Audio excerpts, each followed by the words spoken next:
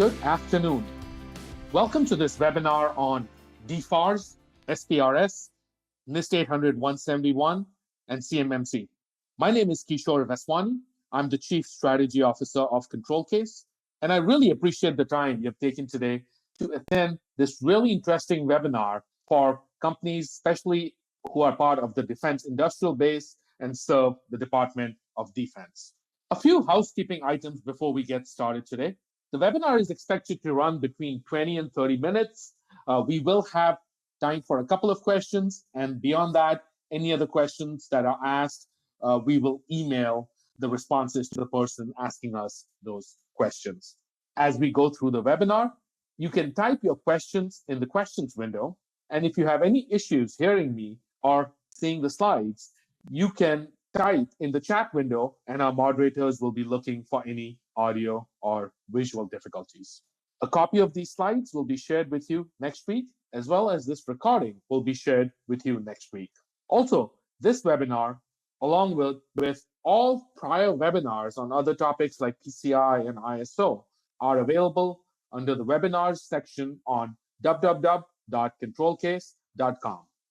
Again, we're very excited to have you attend this webinar on this topic on DFARS, SPRS, NIST 800-171, and CMMC.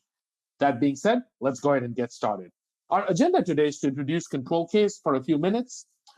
We've all heard these acronyms, DFARS, CMMC, SPRS. We're going to talk about how do the acronyms interplay and what these are really in the overall scheme of things. Then we'll talk at a high level about the four individual topics of the webinar today, which is what is DFARS, what's NIST 800-171, what is the SPRS score, and what is CMMC. As we get towards the end, we feel it's important to let you know what you need to know and what you as companies can do today and where different regulations such as CMMC stand today. And finally, we'll have some time for a couple of questions, after which we will end this webinar and send out a copy of these slides as well as this recording next week. So a little bit about ControlCase. We focus on IT compliance and related continuous compliance services. That is all we do. We are a global company headquartered out of Fairfax, Virginia, but we do a lot of work, obviously, within the United States, but also globally.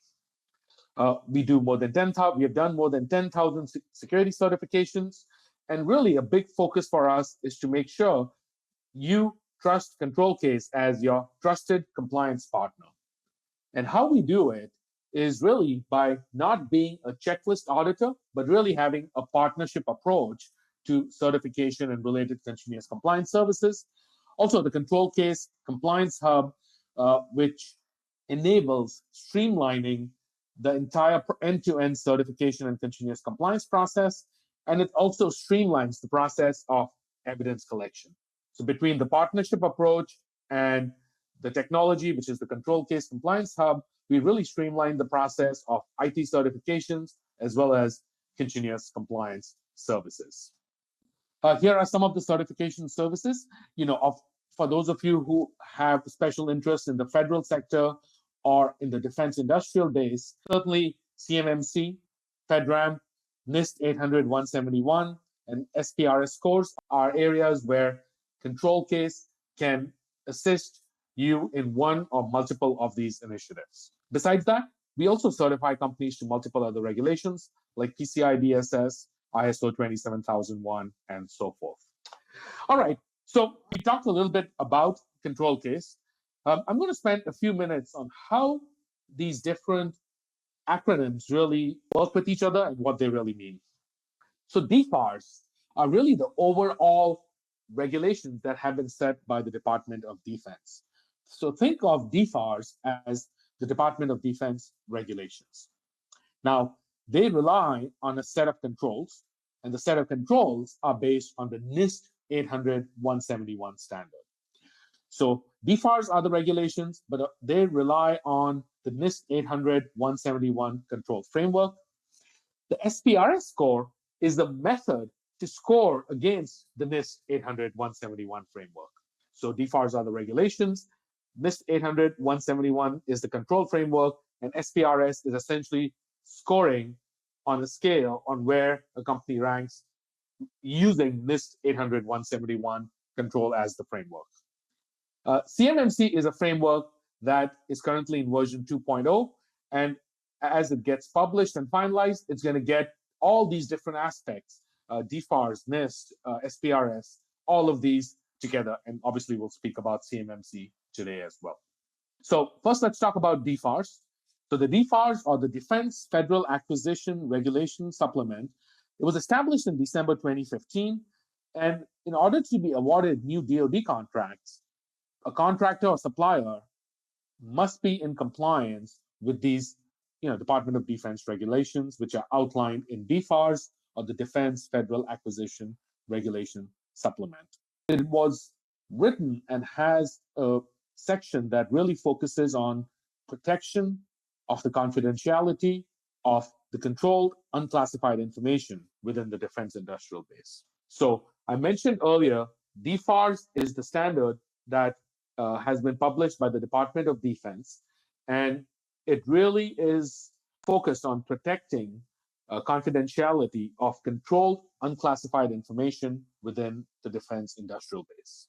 And DoD contractors must be in compliance with a set of cybersecurity regulations as per these DFARS directives. So we talked about DFARS. Next, we're going to talk about NIST 800-171. So NIST 800-171, it really is published by the National Institute of Standards and Technology, and that's what NIST stands for. So the NIST 800-171 assessment is a set of controls that outline exactly what controls must be in place to ensure that a good information security program is in place. The DFARS regulation rely on the NIST 800-171, and the NIST 800-171 will focus on ensuring that the entire coverage of controls across the ecosystem is appropriate. The NIST 800-171 control domains are domains that you will be very familiar with as part of other information security programs.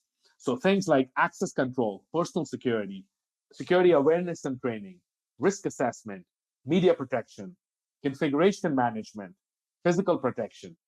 These are the control families that are part of the NIST 800-171. And further to these specific control families are various security requirements that have been taken from FIPS 200 and NIST 853, among others.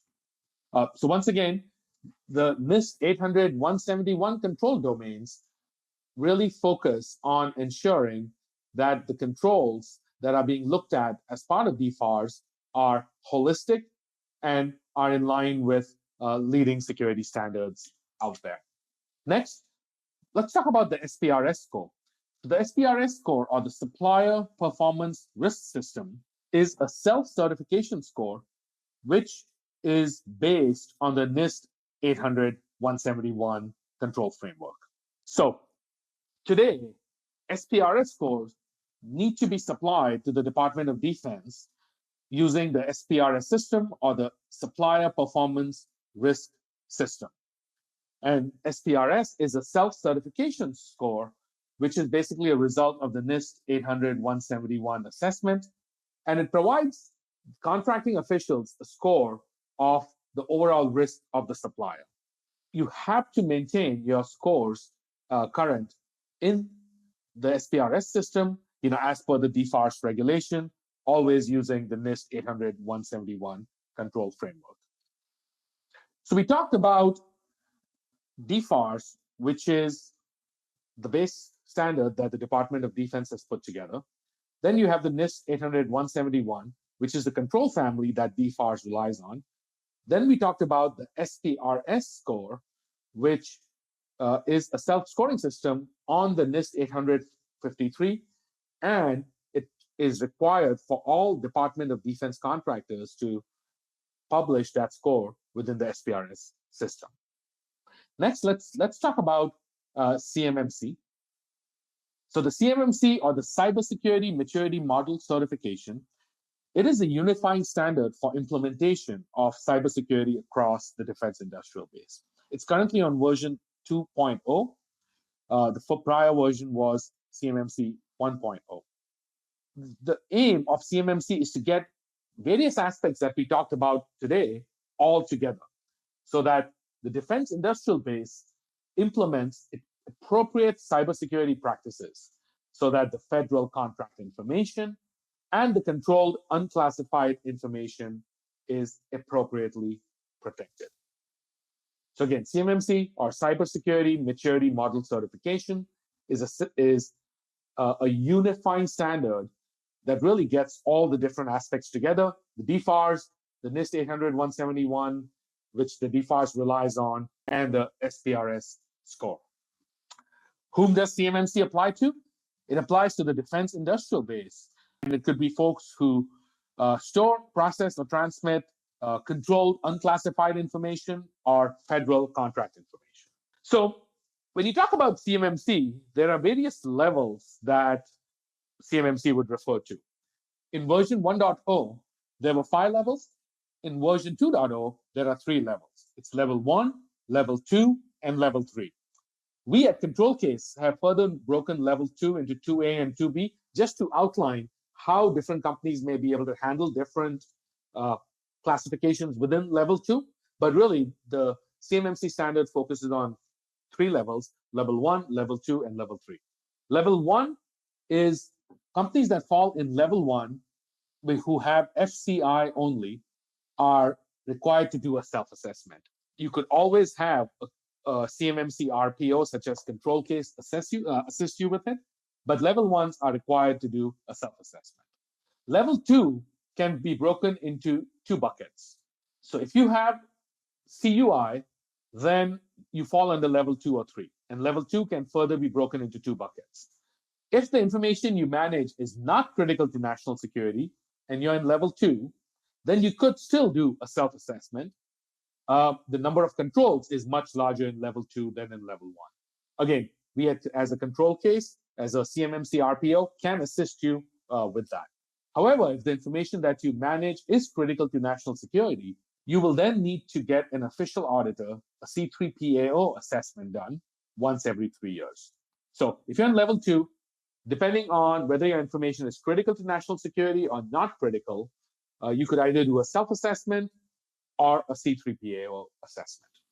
Finally, if you're a level 3, which is really focused on some of the most critical defense programs, the government will conduct an audit once every 3 years. So there's level 1, 2, 3. 1 is always self-assessment. 2 could be a self-assessment or a C3PAO assessment. And level 3 is the government always conducting an audit.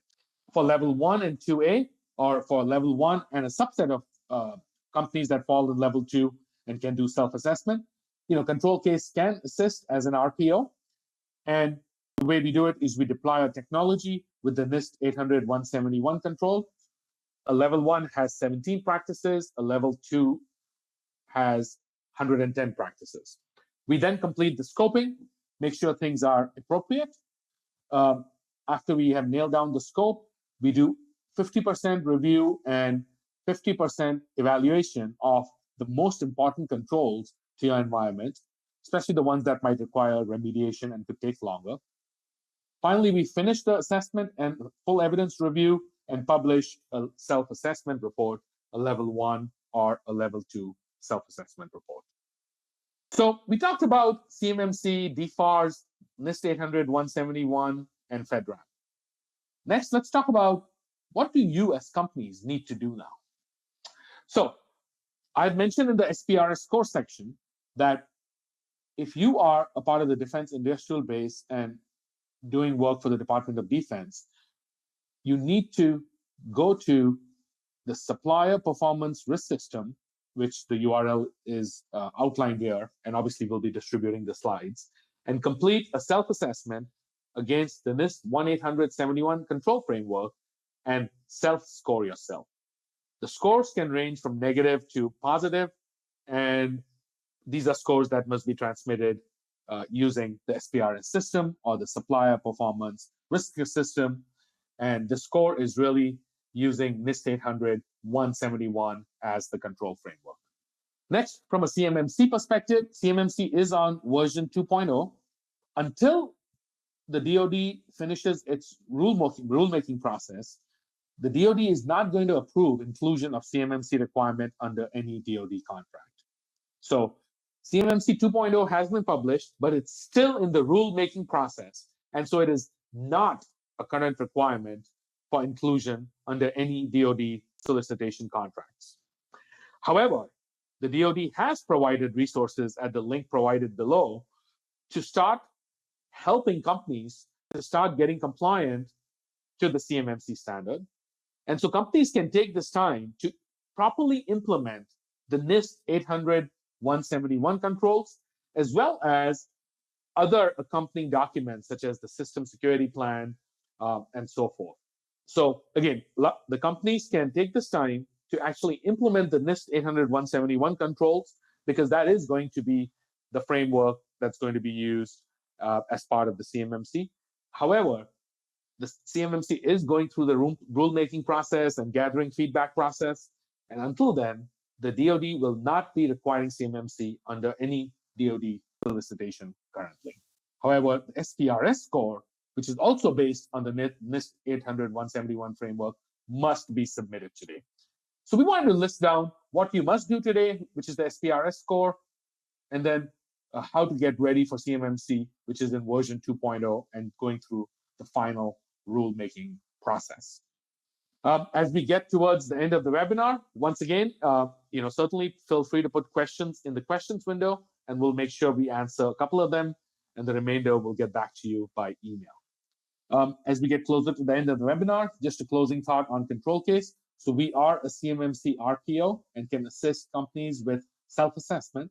We are a FedRAMP auditor, and we know how to do a controls assessment against the NIST 800-171 standard, and can certainly assist you in doing a risk assessment against the NIST 800-171 standard and coming up with a score that needs to be supplied to the SPRS database, also called the SPRS score. Besides the federal regulations we talked about, we do other regulations like PCI DSS, ISO 27001. We are formal auditors for those regulations as well. Our ControlCase Compliance Hub streamlines the evidence collection process through automation. It streamlines looking at settings such as data settings as well as log settings. We are able to do deep dives into your technology, such as vulnerability assessment and penetration testing as part or separately from any compliance regime you're trying to get compliant or certified to.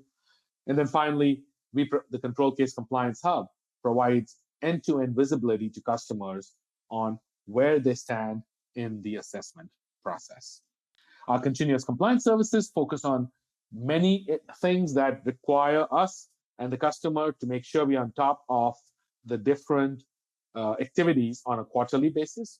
And that could include scans, penetration tests, awareness training, logging and monitoring alerting, awareness training, and many other such areas and things and controls that need to be visited on a quarterly basis. In summary, we really focus on a partnership approach. We ensure that we use technology to streamline the process, and we try to make compliance and certification a continuous process instead of a point-in-time process. That being said, thank you for attending this webinar. Hopefully you learned about the different areas. Just in summary, DFARS are the defense regulations, NIST 800-171 are the control standards, SPRS is the score and scoring against the NIST 800-171 standard, and CMMC version 2.0 is undergoing the current rulemaking process, and it'll really tie the DFARS, NIST, and SPRS together. But it's never too late to get started, because things like the system security plan and so forth can take a lot of time. Thank you for attending this webinar. I will answer a couple of questions as promised, and then for the remainder questions, we will email you the responses as we have captured them in today's session. The first question asks about the interrelation between NIST 800, 171, and SPRS. So, in order to make sure it's crystal clear, NIST 800, 171 are controls. And those controls are across these domains. For example, there might be access controls, password security requirements, requirements around audit logging, requirements around media protection, requirements around hardening the systems. So these are NIST 800, 171 control domains. And these are actual controls that like you would see in any other security program. The SPRS score is an assessment against the NIST 800, 171. So it is a self-assessment. So you as a company will download the NIST 800, 171. And then you'll go through the different controls. And then you'll score yourself.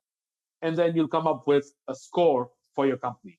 It's certainly something where ControlCase can assist you, but you can also do it yourself. If ControlCase assists you, you have a report from us that shows how we as independent assessors have come and recommended your SPRS score. That's really a self-assessment that you can then submit to the supplier performance risk system.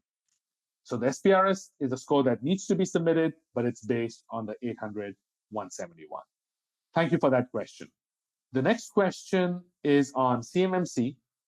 And the question is talking about what are the timelines around CMMC and how should companies get ready? So this is another good question. And when we're talking about CMMC, there's a couple of things to remember. One is that CMMC has 3 levels, right? So first you have to identify, and you should already be trying to identify which level you are.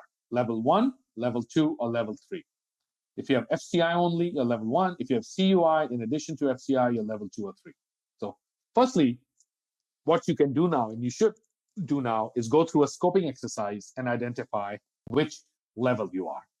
Once you have done that, then you should look at, for the appropriate level, how many NIST 800, 171 controls apply, and you should base that on the CMMC 2.0, which has been released earlier.